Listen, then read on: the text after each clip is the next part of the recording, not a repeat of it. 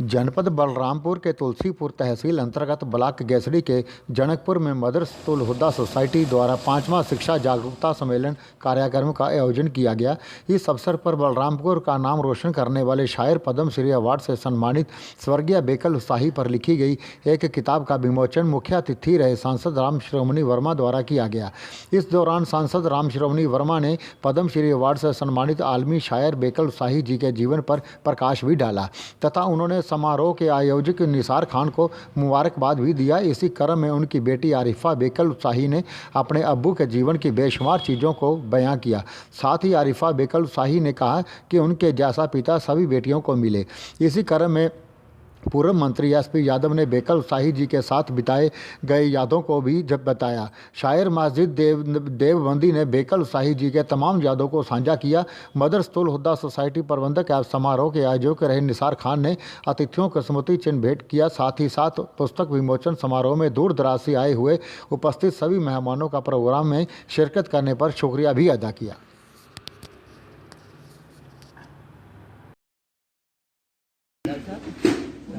आरिफा जी, सबसे पहले तो मैं आपसे ये जानना चाहूँगा कि जो दुनिया के मशहूर शायर हैं श्री बेकल शाही जी, आप उनकी बेटी हैं, तो आज आपके अब्बू के नाम से जो है पुस्तक का विमोचन हुआ है, आपको यहाँ दावत दी गई है, तो क्या कहना चाहेंगे आप?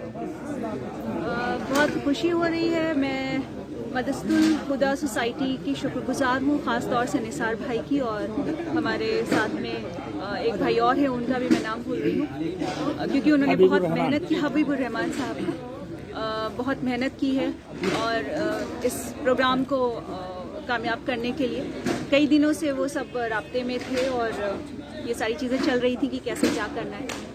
एक हद तक बहुत कामयाब रहा और ख़ास तौर से आज जो 5 साल सोसाइटी की जो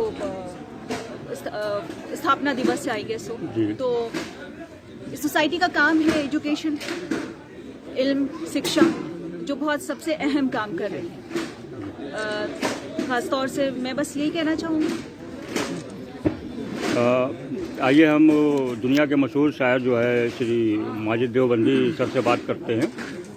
सर, पद्मश्री अवार्ड से नवाजे गए श्री बेकल शाही जी के स्मृति में ये आयोजन किया गया है और इस अवसर पर आप यहाँ उपस्थित हैं, तो क्या कहना चाहेंगे आप? देखिए, आज के इस प्रोग्राम में मेरी हाज़िरी मेरे लिए सआदत और खुशनसीबी की बात है। मैं अक्सर ये कहता हूँ कि अगर हम अपने बड़ों को याद करते हैं तो उन पर कोई एहसान नहीं करते, बल्कि अपने छोटों से अपनी इज्जत कराने के लिए रास्ते हमवार किया करते हैं। आप तारीख़ उठा के देख लीजिए, जिसने अपने बड़ों की इज्जत नहीं की उसके छोटों ने उनकी इज्जत नहीं की। बड़े बनते हैं वो लोग जो अपने बड़ों की इज्जत किया करते हैं। बेकल शाही सिर्फ बलरामपुर नहीं, गोंडा नहीं, यूपी नहीं, हिंदुस्तान नहीं, बल्कि दुनिया अदब का वो नाम था जो गज़ल के हवाले से, गज़ल की रोमानियत के हवाले से बहुत अहम तरीन नाम था।